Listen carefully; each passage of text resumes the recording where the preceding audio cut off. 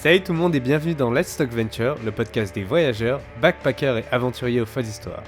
Je suis Tony et aujourd'hui je discute avec Alex qui a décidé depuis quelques mois de vivre la van life, c'est-à-dire la vie de nomade avec une caravane pour voyager de façon alternative. Ensemble, on discute des raisons qui l'ont poussé à choisir ce mode de vie nomade, du processus de rénovation de sa caravane et enfin de sa vie en général depuis qu'il vit dans une maison roulante avec le monde comme jardin. Je vous laisse donc en sa compagnie. Let's Talk Venture with Alex. Vous en stressez ou pas? Non, absolument pas. Il n'y a pas d'enjeu. Salut Alex. Il n'y a même pas une note à la fin. Ouais, salut, je Tony. Tony. T'inquiète pas. Salut Tony. Est-ce que tu peux te présenter s'il te plaît? Salut, moi je suis Alex, j'ai 28 ans. Je suis électricien de métier. Et à côté de ça, j'aime la musique, j'aime les sports de montagne aussi, le ski, l'escalade. Et on va parler aujourd'hui d'un nouveau rythme de vie que j'ai adopté, qui est la vie en caravane. Voilà. Et pas la vie en van. La vie en van ou la vie en caravane? Ben, moi précisément j'ai une caravane. Donc, D'accord. J'ai une voiture, enfin j'ai une camionnette, un Peugeot Expert, qui est vraiment une petite camionnette, mais voilà, il faut ça pour avoir pour tirer une caravane, il faut soit une camionnette, soit un 4x4 pour D'accord. avoir un moteur assez puissant, assez robuste pour tirer une caravane. Moi j'ai choisi la camionnette pour avoir plus de place et parce que j'ai souvent du matériel à transporter. Voilà. Voilà. Ok, d'accord. Et ça, tu m'as dit tu fais ça depuis Et je fais l'été ça dernier. depuis cet été, ouais, c'est ça, depuis la fin de l'été. Donc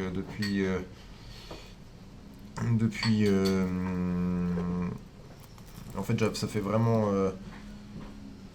depuis fin septembre que je suis parti en voyage, mais j'habite dedans depuis fin août.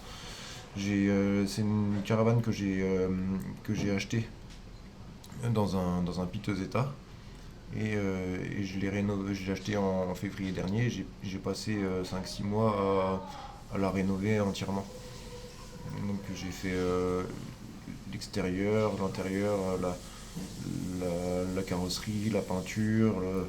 C'était un sacré chantier. Et j'ai fait ça dans le Jura, donc j'avais un grand-père qui était menuisier charpentier et qui avait son atelier qui est très grand, qui était utilisé. Du coup, j'ai pu travailler à l'intérieur. Et heureusement, parce qu'à l'extérieur, ça aurait été assez compliqué. Parce que Surtout l'hiver en Jura, ça pique. Ouais, il y a ça, puis aussi la peinture que j'ai fait au pistolet qui est assez volatile, donc il faut absolument un endroit à l'intérieur, une cabine de peinture que j'ai fait pendant des bâches du plafond. Et voilà, si j'avais pas eu cet endroit à l'intérieur, ça aurait été compliqué, surtout pour la peinture.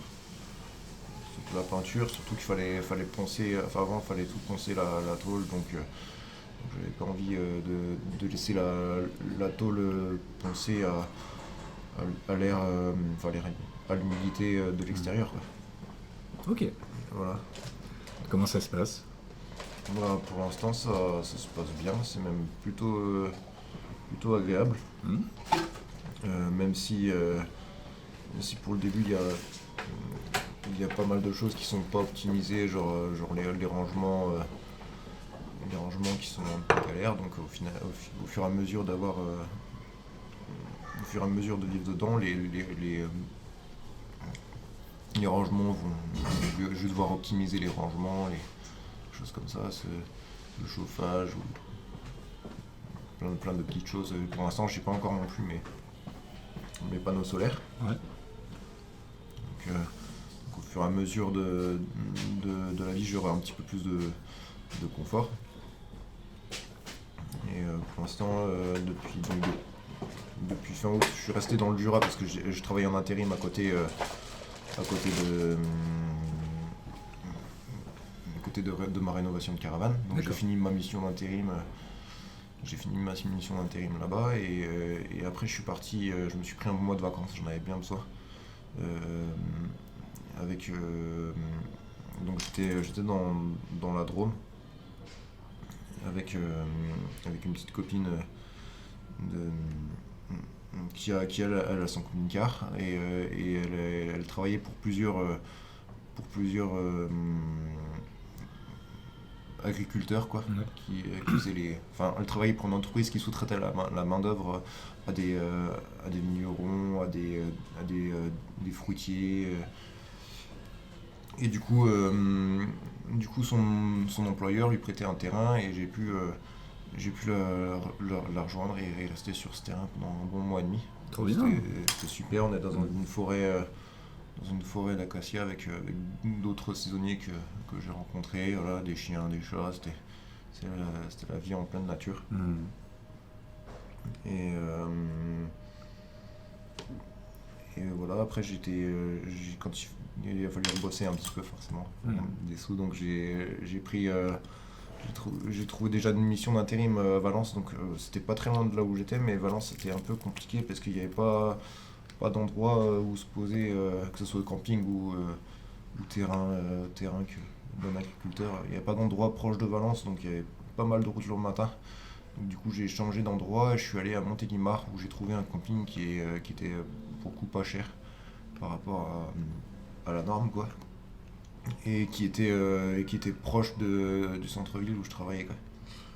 Donc voilà les endroits que j'ai fait depuis septembre quoi. D'accord. Voilà.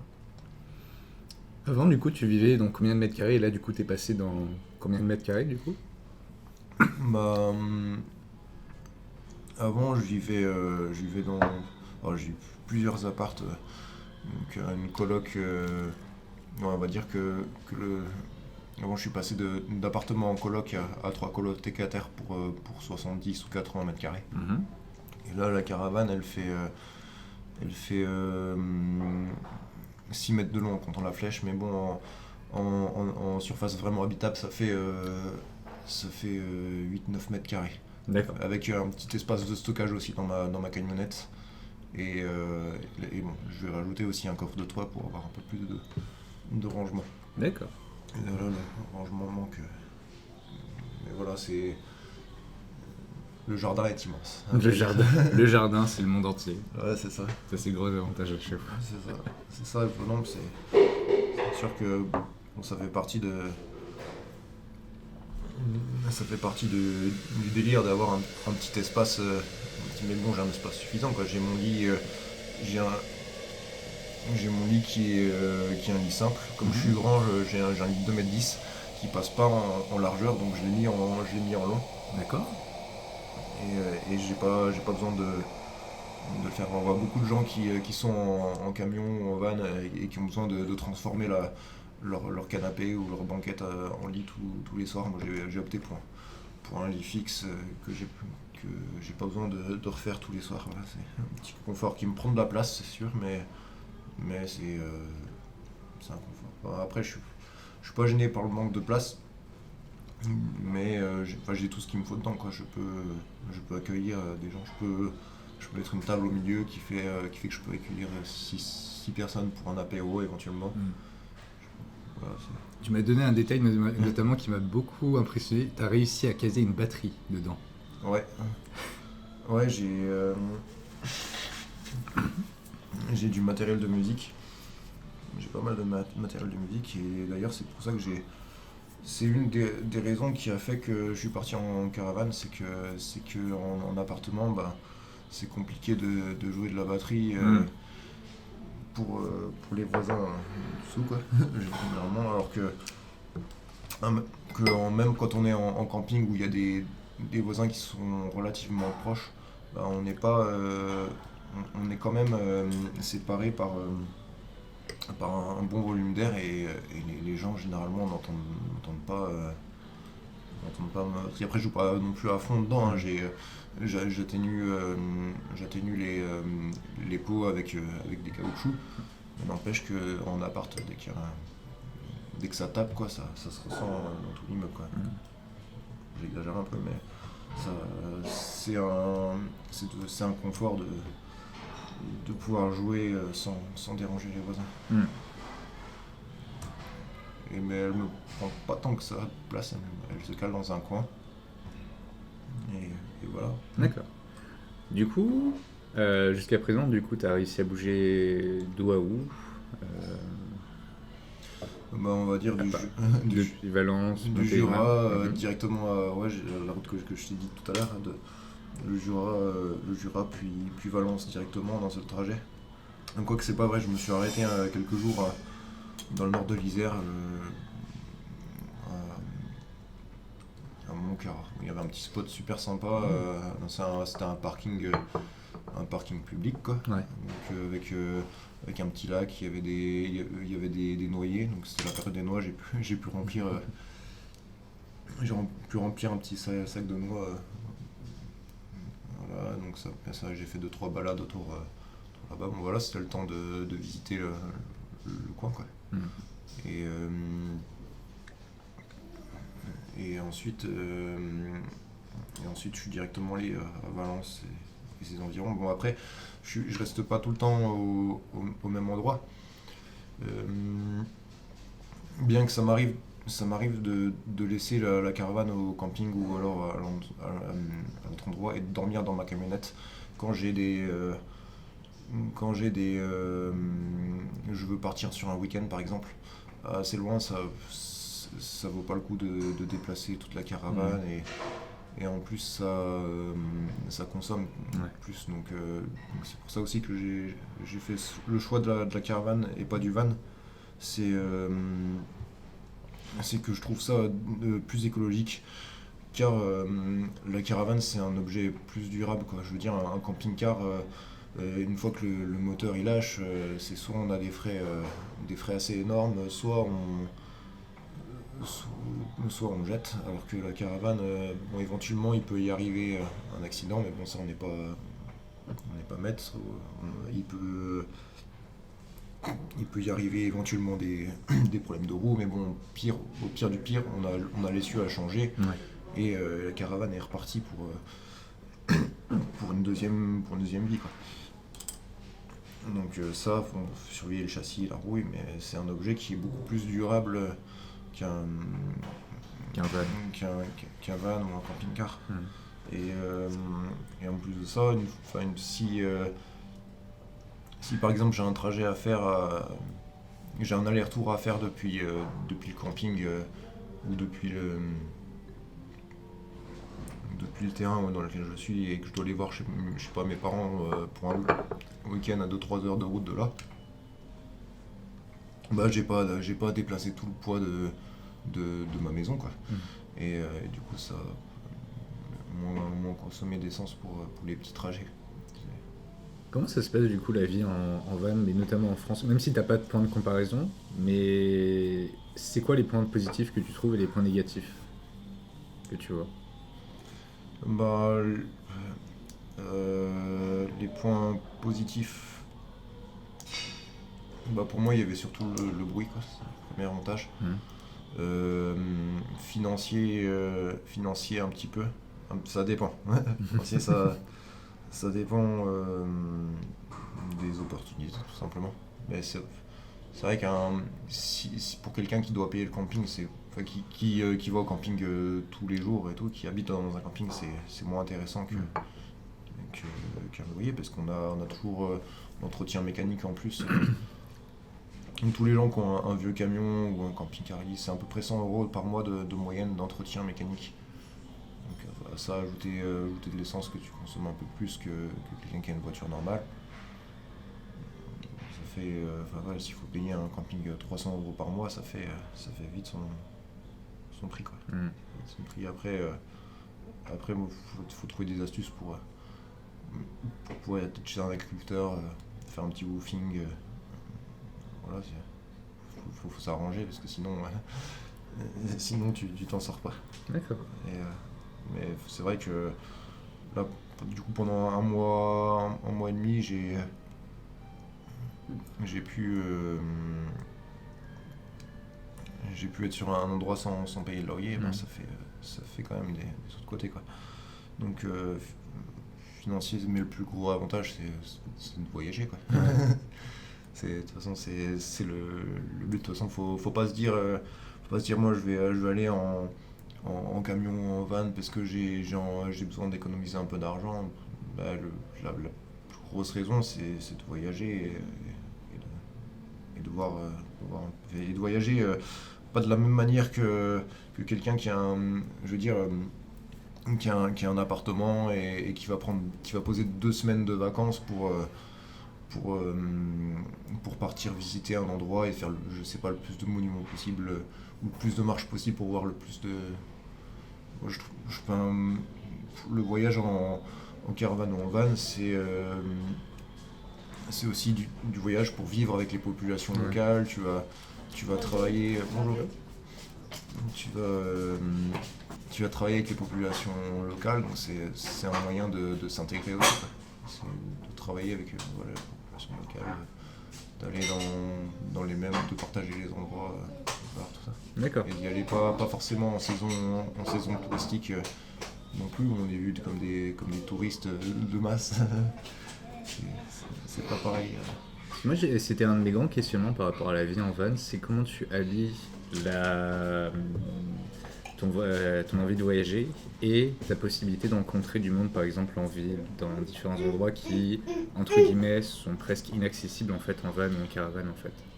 La possibilité, c'est quoi que t'appelles inaccessible? C'est parce que je me vois mal avec un gros caravane, mais du coup je pense que tu as résolu le problème en ayant un van à côté, mais être avec une grosse caravane et arriver dans une grande ville en fait. Pour aller visiter. Et ben là, comme en ce moment on est à l'auberge de jeunesse. Ouais. Du coup, faut savoir que le gardiennage ça coûte pas très cher. Ouais. Quand tu vas en ville, généralement, il y a des gens qui sont en van et qui aiment pas du tout la ville, donc qui mettent pas les pieds. Moi j'aime bien la ville, surtout pour comme voilà, je suis musicien. D'ailleurs j'ai besoin d'amener ma batterie en ville pour des concerts, donc c'est pour ça que j'ai pris aussi une camionnette pour ça, mais comme aujourd'hui là je suis à l'auberge, je n'ai pas pris ma camionnette, j'ai fait gardienner ma caravane dans un camping qui fait aussi gardiennage, ça coûte 20 € par mois, donc c'est pas cher, et du coup le budget que je mets d'habitude soit en camping, soit voilà, dans mes finances je garde un budget pour ce que j'appelle le confort, voilà. Ça peut être le camping, l'auberge. Donc là, la camionnette est dans un parking volet. Je suis venu en métro jusqu'à l'auberge et voilà, ça me fait changer aussi d'environnement. Être dans une petite caravane toute l'année, on apprécie quand même le salon de l'auberge, avoir de la place, avoir un canapé confortable. Une vraie douche. Ouais. Voilà, ça change. Comment tu gères la solitude dans le fait d'être tout seul dans ta caravane? Oh bah je suis jamais vraiment tout seul. J'ai aussi des amis qui font ça, quoi, qui sont en caravane. Je suis seul, mais qui ont soit un camping-car, soit un camion ménager. Ok. Donc des fois on se retrouve quand on n'est pas loin. Ouais. Et sinon moi j'ai un gros avantage pour rencontrer des gens, c'est d'être musicien. Ouais. Et ça crée des liens sociaux et même au-delà de ça, sans forcément parler la langue, quoi. Je suis déjà parti, bon c'était avant que j'ai ma caravane, je suis déjà parti en Espagne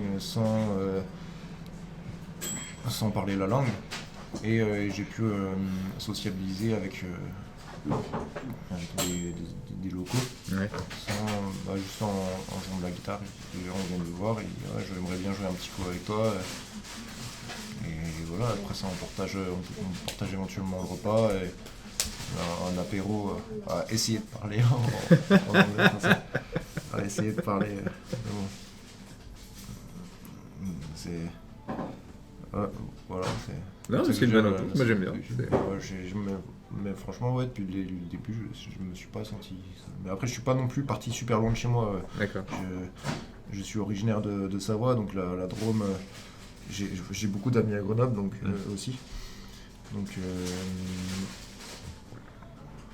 là, ouais, rejoindre depuis la Drôme, rejoindre Grenoble, aller en 1h30 par la nationale, Ouais. et ben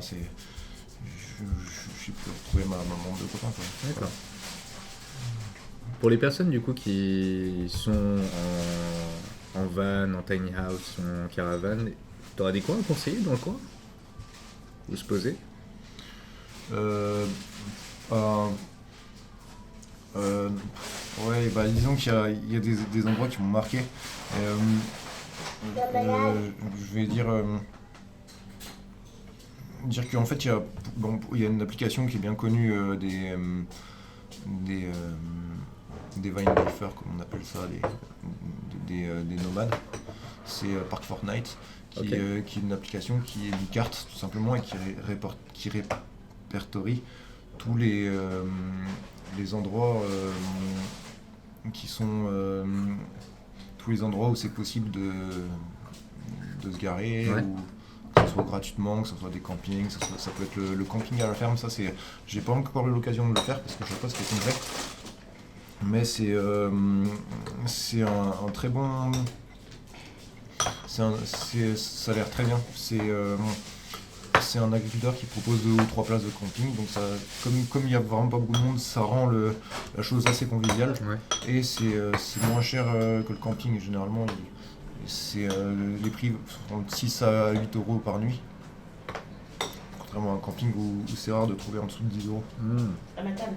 Installe. Mais du coup, t'avais parlé aussi. Et du coup, les coins, pour finir ce que tu veux dire, les coins, c'est des coins que je vais conseiller, c'est des coins que je suis pas resté longtemps, parce que c'était pour le week-end, quoi, donc il n'y a rien aux alentours, mais j'ai trouvé un coin en Ardèche. C'était un parking qui était sur les hauteurs d'Aubenas, et du coup il y avait une vue vraiment magnifique sur tout Aubenas. Enfin, le panorama était vraiment magnifique. Il y avait beaucoup de place pour se garer. Donc là-bas, je suis resté le week-end, quoi, parce que je recommençais à bosser le lundi. Et puis un autre point dans la Drôme aussi qui était pareil, un parking en hauteur avec vue sur toute la Drôme du sud. Voilà, Nord et ses alentours. C'était assez magnifique. Voilà.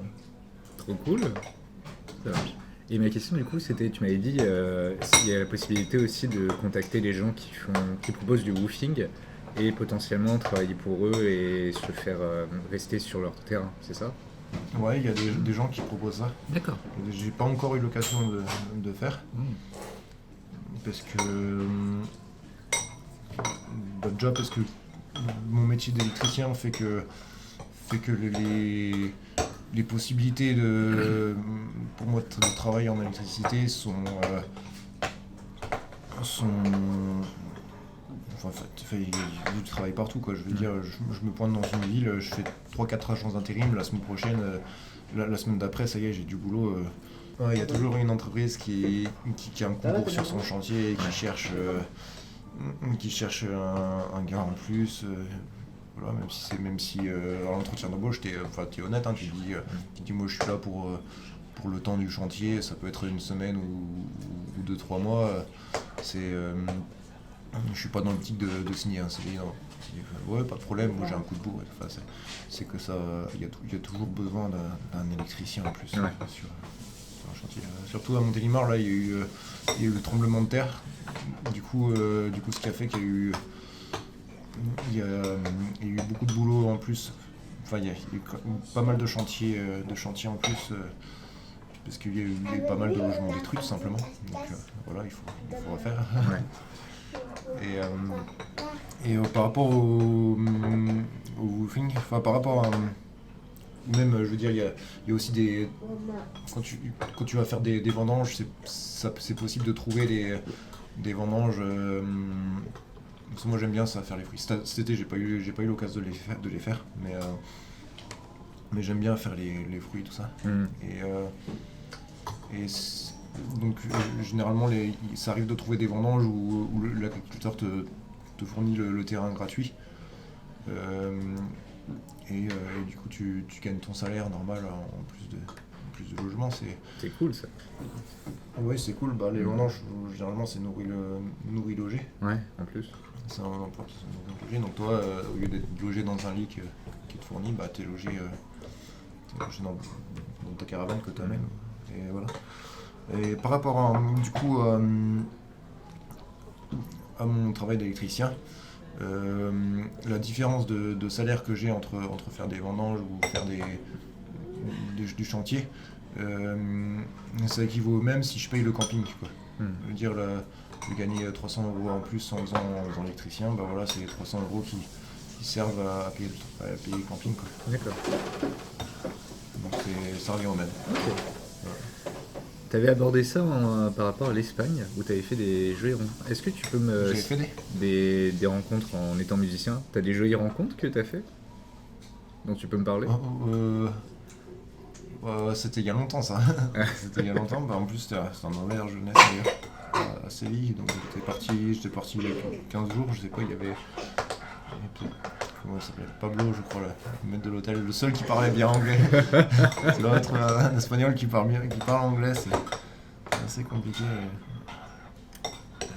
Ouais, donc une personne très bonne vivante et très bon vivant, et voilà, après, partager la musique. Ouais. Il y avait une bonne petite bande en fait, c'était surtout une bande de jeunes qui se connaissaient pas. Bon, il y avait d'autres Français aussi, et au final tous les soirs on se retrouvait pour faire un petit apéro tranquille. Ouais, et le cadre là-bas était magnifique, quoi. C'était les terrasses toits typiques de là-bas, quoi. C'est quoi du coup tes plans où tu comptes aller plus tard? Alors mes plans c'est rester en Europe pour le coup. Bon, au début, mais avant de parler des endroits, de mon plan à court terme, savoir que ça arrive tout le temps de changer en fonction des opportunités, quoi. Ouais. Ça, en fonction de ce qui se passe. Bon, là par exemple je me suis blessé, j'aurais dû partir en Aquitaine, mais voilà, ça s'est pas fait parce que je me suis blessé, tout ça, et voilà. Après ça dépend des gens qu'on rencontre aussi, si le courant passe bien avec je sais pas, un autre couple de camping-car qu'on a envie de prendre la route ensemble, on peut se retrouver à changer ses plans du jour au lendemain, quoi. C'est pas un problème. Enfin, moi je préfère d'ailleurs être de ce côté-là, être opportuniste, quoi. Et de me laisser aller plutôt que de suivre des plans. Mais après j'avais à la base, je m'étais dit je vais faire le tour d'Europe complet, en montant par la Belgique, en allant aux Pays-Bas, éventuellement prendre le ferry pour aller dans les pays du Nord, et après partir dans les pays de l'Est, voilà, la Bulgarie, la Roumanie, par là-bas, et puis revenir par la Grèce, la Croatie et l'Italie. J'avais imaginé ce tour-là, mais ça se fera pas comme ça parce que quand on est nomade, on suit aussi le rythme des saisons. Pour le froid, c'est facile à le tenir parce que il suffit de mettre un chauffage assez puissant. Je veux dire, contrairement à ce que les gens pensent, on n'a pas froid dans un camping-car, dans une caravane, si on met un chauffage adapté, quoi. Il y a plusieurs manières de chauffer, mais par contre, ce qui est le plus dur, c'est de tenir le chaud l'été et de passer tout l'été dans une caravane, je sais pas, dans le sud de l'Italie, c'est infernal. Donc on fait ça aussi pour être plus écolo, d'aller dans les pays du Nord l'été, comme ça on dépense pas de clim, et inversement, l'été on aime bien être au sud, comme ça on dépense pas de chauffage, quoi, je veux dire. Outre le fait que que bon, il suffit de mettre du chauffage, on ne peut pas avoir froid. C'est une dépense en plus et c'est écologiquement une dépense en plus aussi, quoi. Donc du coup faire le tour de l'Europe, comme je l'ai annoncé tout à l'heure,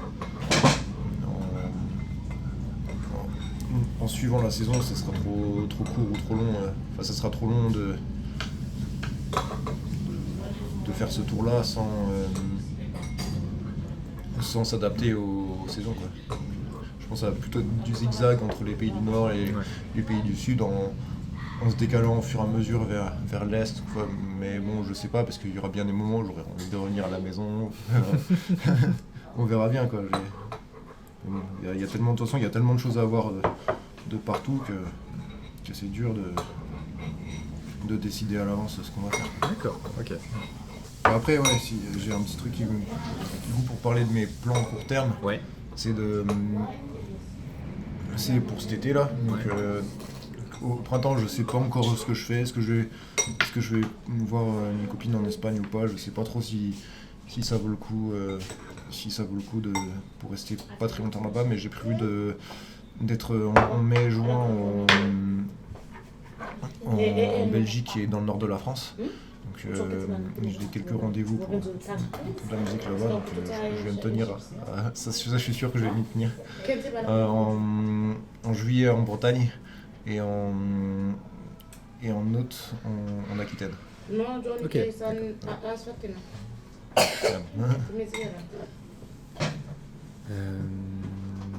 Du coup là il te reste quoi à faire dans ta caravane pour qu'elle soit... La chose la plus importante, ça va être les panneaux solaires. Ouais. Que j'aimerais bien, que je viens tout juste d'avoir un petit budget pour. Ouais. Ça, puis des rangements supplémentaires. D'accord. Des rangements supplémentaires pour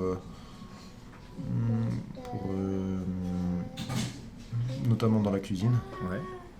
Parce que là, j'ai fait un autre placard, mais il est dans le salon, donc à chaque fois que je veux prendre un ustensile, je suis obligé de sortir de la cuisine, d'aller chercher. Enfin, ma cuisine, elle est...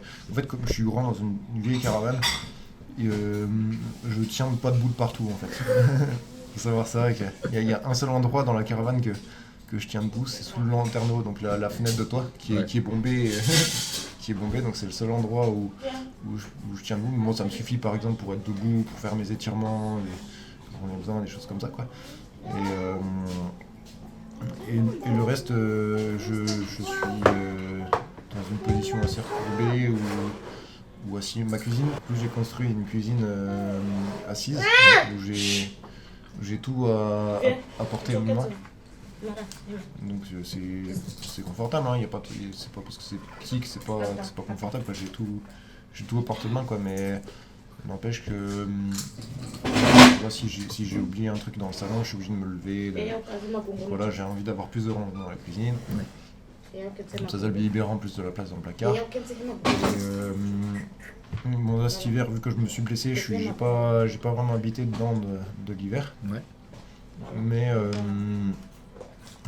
dedans, pour l'instant, j'ai un petit chauffage électrique qui se branche sur une prise, quoi. Donc c'est un chauffage d'appoint. Et j'ai pas encore mis les rideaux isolants, quoi. Quand j'ai refait la caravane, j'ai redoublé l'isolation de base avec un lambris PVC.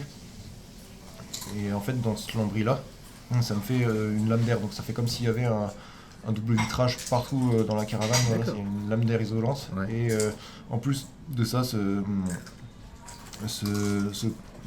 lambris PVC, je l'ai espacé de l'ancienne cloison, donc ce qui fait double lame d'air, ça fait une super isolation de partout.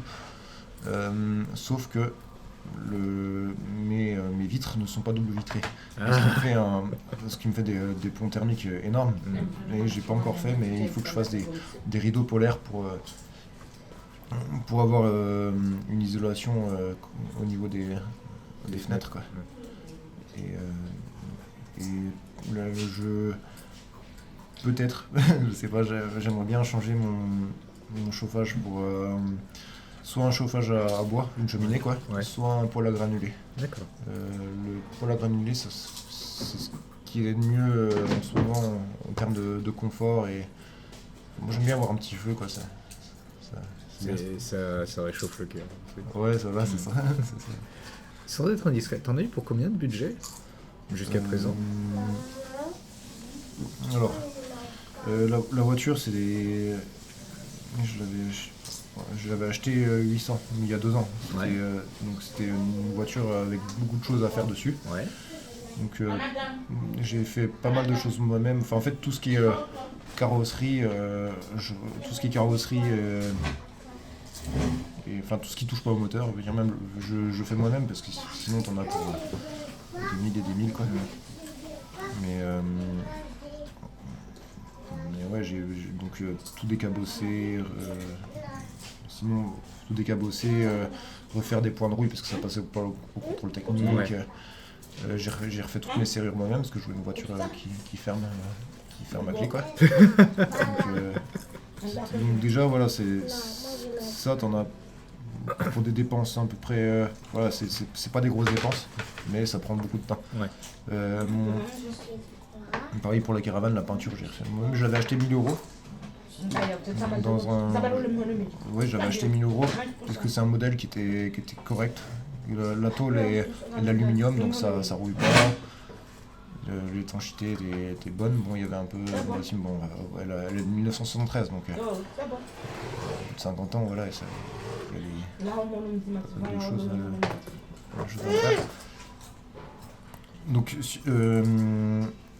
Donc ça, on est à 800 plus 1000 de la voiture, ça fait 1800, plus l'entretien, enfin en fait il y a pas mal de choses que j'ai fait faire dans le garage, faire la courroie de distribution, j'ai eu un petit souci de poulie, les pneus, les freins, donc au final je dirais que ça fait 1000, on va dire 1400, 1600 en plus, quoi. Ouais. On est à combien? On était à 800 800 euros de. Allez, on va dire voiture, 3005. On est à peu près à 3005. Déjà, rien que pour l'achat de la voiture, ouais. Et la réparation. Et voilà. Et sinon, après, il y a eu pas mal d'achats matériels. Pour surtout, enfin, le bois, ça coûtait bien 500 euros. Il y a un budget à pas négliger. Je veux dire, quand vous faites, s'il y a des gens qui écoutent l'interview qui veulent faire, je ne négligez pas le prix de la colle. Parce que ça, on en passe. ça, je peux dire, on en passe des conneries, hein, des trucs qu'on pense pas, les vis et la colle. Ouais. Au final, t'as vite fait de faire 200 euros rien qu'en vis et en colle, quoi. Mais bon, c'était de la colle aussi pour refaire les étanchéités, les joints entre les ailes et le toit de la caravane. Il y a eu la porte que j'ai refait, donc le cadre a bouffé pas mal de colle aussi. Voilà, il y a le bois. Je dirais qu'en tout, il y en a eu bien pour 8000 euros avec l'achat de l'évier, le bac à douche. Le bac à douche, le lambris de PVC, ça, plus ça, ouais, ça doit faire 8000 euros au total. D'accord. Ce qui est beaucoup raisonnable de au temps. final. Ouais, et après, c'est raisonnable. C'est aussi un projet qui m'a demandé beaucoup de temps. Vu par rapport au temps et à l'argent que j'avais, j'ai décidé de choisir une voiture et une caravane avec beaucoup de boulot à faire en plus. Et du coup, j'ai mis le temps qu'il fallait, quoi. Ouais. J'ai mis le temps. Rien que la carrosserie prend énormément de temps. Je veux dire, sur faire de la peinture, il faut tout poncer. Bon, j'avais une petite machine, mais n'empêche que même à la machine. Le ponçage, c'est la mort. Ouais, c'est ça. Même à la machine, il y a une surface énorme, quoi. Et puis encore dans ce budget, je compte pas encore un truc, c'est les panneaux solaires que je vais mettre bientôt, quoi. Parce que ça, bon, je pense que voilà, faut bien compter entre 500 et 1000, quoi. Bon, 500 c'est vraiment, enfin, ça dépend de la puissance qu'on veut, tout ça. Mais, ouais. Ils ont réagi comment, tes proches, quand tu leur as dit que tu voulais vivre en caravane? Euh, Comme bah, généralement mes proches sont... c'est mon père qui a le plus mal réagi. Mon père qui depuis que je suis né, il veut que j'ai un CDI, une grande carrière d'ingénieur, un truc comme ça. Enfin bref, c'est mon père qui a absolument pas approuvé ce choix. Euh, et puis mon papy, quand il a vu le petit espace que j'avais réservé à la cuisine et à la salle de bain, il fait mais comment tu vas vivre là-dedans? Bon, la douche elle doit faire 1 mètre par 1 mètre, sinon je prends pas de douche quoi. Et ouais, ça. Mais bon, je m'y plus bien. Ouais, bon, après, c'était pas le mode de vie, quoi. C'était vraiment le petit espace. Il fait, moi, je serais pas confortable là-dedans, quoi. D'accord, C'est ok. vraiment, moi, j'ai vécu dans 9 mètres carrés en étant étudiant. Bah, là, Ouais. je suis dans 9 mètres carrés avec un jardin. Et enfin, voilà, je sais ce que c'est que d'être dans un petit espace, quoi. Mm. Non, bah après, sinon, la maman, là, elle dit, ouais, bah, c'est cool, tu vas voyager, ça va te faire voir autre chose, et tout, Ouais. t'en as bien besoin. Et les amis, bon, j'ai des amis qui sont assez ouverts d'esprit, et il y en a qui avaient déjà fait ça auparavant. Il y en a qui sont plus sédentaires, mais qui comprennent bien le truc. Et puis, D'accord. puis bon, après, faut pas voir je sais pas, le regard des autres, faut déjà penser à soi, ce qu'on a envie. Après, c'est pas un mode de vie que j'envisage pour toute ma vie, quoi. Ouais. C'est voilà, le temps de. Moi, je pense qu'il faut. Dans une vie, il faut voir de tout, quoi. Ouais. Du coup, c'est une expérience à faire, quoi. D'accord, ok. J'ai 2 dernières questions Ouais. avant de finir le truc. J'aime bien finir sur une histoire assez drôle en fait. Et est-ce que tu as un moment, du coup, depuis que tu as commencé la vie en caravane, où tu t'es dit, mais what the fuck, qu'est-ce qui est en train de se passer? Qu'est-ce que. Qu'est-ce qui est en train de se passer? Ah, un petit moment assez.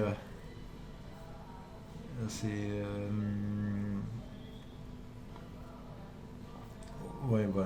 Alors, c'était fin octobre, début novembre, Ouais, dans la Drôme, et il y a eu neigé super tôt. Il y a eu neigé très très tôt, et nous on était enfin nos camping-cars caravanes étaient en pleine forêt. Et avec le poids de la neige, il y avait plein d'arbres qui cassaient, et puis du coup on avait vraiment la peur, de se prendre un arbre sur la tranche, quoi, tout simplement. ouais. Et du coup, en plus, comme j'avais un entretien d'embauche ce jour-là, je suis rentré au campement à 18-19 heures avec une tente d'arbres qui menaçait de se casser sur la caravane, quoi. C'était des acacias, donc c'est un arbre assez souple. Ouais. Mais il y a plein d'épines, donc si tu te prends ça sur ta caravane, tu peux potentiellement avoir une tôle percée et plus l'impact. Enfin, moi, je veux dire, j'ai refait ma peinture à neuf et tout. J'avais pas envie de la moindre rayure. J'avais pas envie d'avoir la moindre rayure sur mon truc. Du coup, j'ai. Bon, avec l'aide des gens qui étaient là, j'ai dû déplacer la caravane. Je sais pas, ça devait être 8 heures, il faisait déjà nuit. Et bien sûr, j'avais pas les pneus neige. Oh merde. Et la voiture a tiré sans problème la caravane sur une dizaine de mètres ouais, dans la neige, sans pneus neige, dans la neige, la boue et tout. C'était. Ah d'accord, ok, merci petite voiture. Ouais, donc voilà. Ah, du coup, ça a bien marché au final. Ouais, au final ça a marché. Ah. Et bon, le lendemain, l'emplacement où j'avais mis la caravane, il n'y avait pas d'arbres cassés. Ouais. Et n'empêche que toute la nuit, on entendait les arbres cassés. Et puis, même dans la Drôme, il y a eu des morts ce jour-là On l'a entendu à la radio, hein, qui se sont Ah ouais. pris un arbre sur. Ouais, c'était la tempête de neige, quoi. Il y a des gens qui ont voulu, qui sont sortis de leur voiture pour déplacer l'arbre qui était au milieu de la route où j'allais au travail. Et pendant qu'ils déplaçaient, pas de chance, il y en a un qui leur est tombé dessus. Oh la vache. Et même, enfin, toutes les routes étaient. Il y avait des arbres cassés sur toutes les routes. Bon, voilà, c'est comme ça. Hein, c'est une tempête de neige dans un coin qui n'est pas habitué à avoir autant de neige. Ouais, surtout si tôt dans l'année, quoi. Bon, D'accord. une petite anecdote. Merci. Est-ce que tu veux ajouter une dernière chose pour finir l'interview? Qu'est-ce que j'ai ajouté Non, je pense qu'on a fait le tour, non? Oui, bah ça me va. Ok. Merci beaucoup, Alex. Ça t'a donné envie de faire ça? Ça m'a donné un point de vue honnête là-dessus. Merci beaucoup. Un grand merci à Alex d'avoir accepté de me laisser enregistrer cet épisode. Merci également à l'Alterostel et à son staff de me laisser enregistrer le podcast chez eux. Et surtout, merci à vous d'avoir écouté cet épisode jusqu'au bout. Vous pouvez retrouver d'autres épisodes de Let's Talk Venture sur YouTube, Apple Podcast, Deezer, Spotify, PodCloud, les archives d'internet et vos applis de podcast dédiés. Vous pouvez m'aider à faire grandir ce podcast en y mettant une note et un commentaire sur iTunes ou YouTube, mais surtout en partageant le podcast et en parlant autour de vous. Je compte sur vous. On se retrouve très vite pour de nouvelles aventures.